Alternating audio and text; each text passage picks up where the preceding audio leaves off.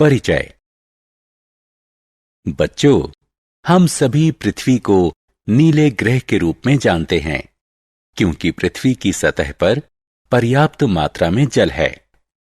वास्तव में पृथ्वी की सतह का 70% भाग जल से ढका है। हालांकि गर्मियों में हर कोई जल की कमी की बात करता है। आश्चर्यजनक है ना? इससे भी ज्यादा आश्चर्यजनक है कि कुछ ही महीनों बाद मानसून के दौरान हम बाढ़ के बारे में बात करते हैं। इस पाठ में हम पृथ्वी पर सूखा और बाढ़ के प्रभावों के बारे में पढ़ेंगे। हम इन समस्याओं को हल करने के उपाय भी सीखेंगे।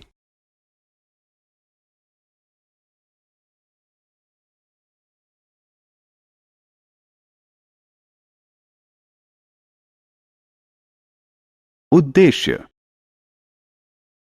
इस पाठ के अंत में आप निम्न करने में सक्षम हो जाएंगे: भारी वर्षा के प्रभाव को जानना, लंबे समय तक वर्षा न होने के परिणाम का वर्णन करना, वर्षा जल संचयन के बारे में बताना, वर्षा जल संचयन के विभिन्न तरीके बताना।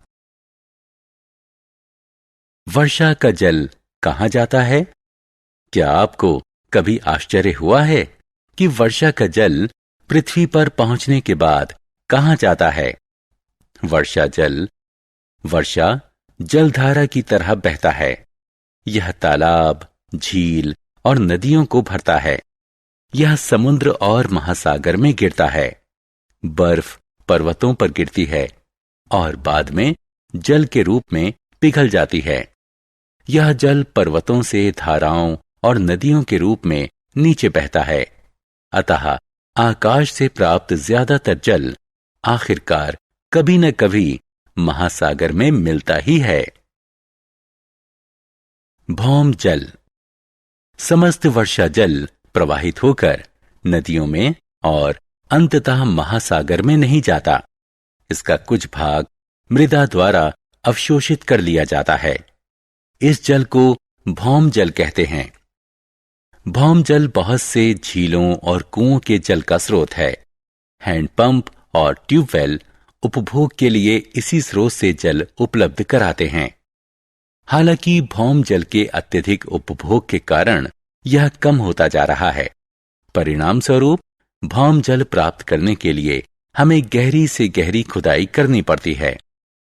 उन क्षेत्रों में जहां वनस्पतियां बहुत कम होती हैं या बिल्कुल नहीं होती, वहां की ऊपरी मिट्टी भुरभुरी होती है और वर्षा जल के साथ आसानी से बह जाती है। ऐसे क्षेत्र पत्थरों से ढक जाते हैं। परिणाम स्वरूप धरातल में वर्षा जल का निस्संयदन कम होता है। यह भौम जलस्तर में कमी का कारण भी बनता है। जब भारी वर्षा होती है तब क्या होता है? हमारे देश में अधिकतर वर्षा जून, जुलाई और अगस्त के महीने में होती है। यह हमें गर्म और उमस भरी गर्मी से राहत देती है। बहुत सी फसलों की बुआई मानसून पर निर्भर होती है। लेकिन क्या होता है जब बहुत भारी बारिश होती है? अत्यधिक वर्षा के कारण तालाबों, झीलों और नदियों के जलस्तर में वृद्धि हो जाती है, जिससे इनमें जल उमड़ने लगता है। इन जलाशयों में जल का उसकी सामान्य सीमा से अधिक प्रवाह को बाढ़ कहते हैं। बाढ़ फसलों को हानि पहुंचाती है और लोगों और संपत्ति को भी क्षति पहुंचाती है।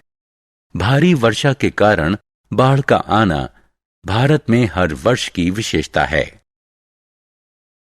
बहुत लंबे समय तक वर्षा के न होने से सूखा पड़ता है। क्या आपने ध्यान दिया है कि यदि लंबे समय तक वर्षा ना हो तो क्या होता है? जब लंबे समय तक वर्षा नहीं होती तब मृदा नियमित रूप से वाष्पीकरण और प्रस्वेदन के माध्यम से जल खोती है। तालाब और कुओं का जलस्तर घट जाता है और कुछ जलाशय सूख जाते हैं। भौम जल भी कम हो जाता है। लंबे समय तक जल की कम आपूर्ति के कारण सूखा पड़ता है। जल का बुद्धिमत्तापूर्वक उपयोग करना चाहिए। जल को केवल प्राकृतिक स्रोतों से प्राप्त किया जा सकता है।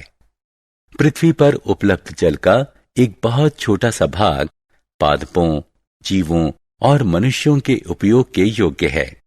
विश्व की बढ़ती हुई जनसंख्या के अनुसार योग्य जल की मांग बढ़ती जा रही है।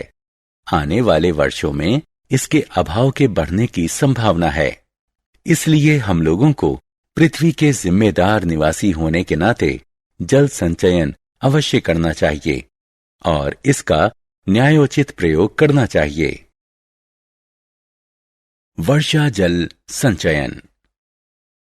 यदि हमारी छतों, सड़कों और पैदल पथों पर गिरे वर्षा जल को गड्ढों में गिरने देने के बजाय उसे एकत्रित और जमा कर लेते हैं तो हम जल का बहुत बड़ा भंडार बना सकते हैं। वर्षा जल को एकत्रित करने और जमा करने को वर्षा जल संचयन कहते हैं। छतों पर स्थित वर्षा जल को बाद में विभिन्न कार्यों में उपयोग के लिए पाइप से स्टोर टैंक में जमा करना चाहिए। इसके अतिरिक्त वर्षा जल को एक टैंक में एकत्रित करने के बजाय पाइप से इसे जमीन में खोदे गए एक गड्ढे में एकत्रित कर सकते हैं। इस तरह वर्षा जल मृदा में पुनर्भरण के लिए रिस जाता है और भौम जल स्तर फिर से बढ़ जाता है।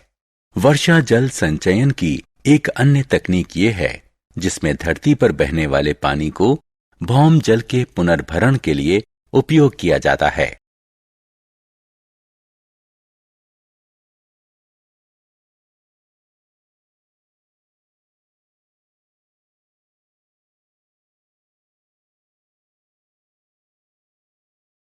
सारांश।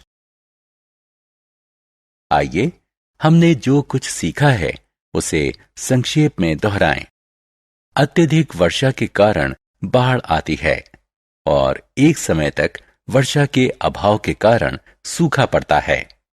धरती पर उपयोगी जल निश्चित है, अतः इसका उपयोग बुद्धिमानी से करें। वर्षा जल को एकत्रित करना और जमा करके रखना वर्षा जल संचयन कहा जाता है।